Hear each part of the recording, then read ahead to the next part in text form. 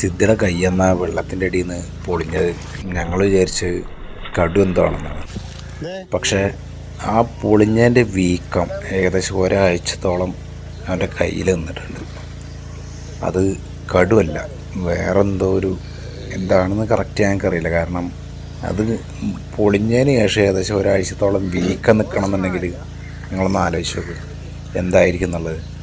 പിന്നെ ഒരു ചാൻസ് ഉള്ളത് ആമ അങ്ങനെ എന്തെങ്കിലും ഒരു ജീവി ആവാനാണ് സാധ്യത. പക്ഷെ കൈ നന്നായിട്ട് പൊളിഞ്ഞായിരുന്നു.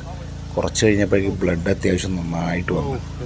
അപ്പോൾ ഏകദേശം ഒരാഴ്ചത്തോളം അതിൻ്റെ വേദനയും സഹിച്ച് നടന്നിട്ടുണ്ട് അവിടെ. ഈ വീഡിയോ കാണുമ്പോൾ തന്നെ നിങ്ങൾക്കറിയാം സിദ്ധിയുടെ കൈ പൊളിഞ്ഞതിന് ശേഷമുള്ള റഷീദിൻ്റെയും അപ്പുവിൻ്റെ ഒക്കെ മുഖഭാവം എന്താണെന്നുള്ളത്.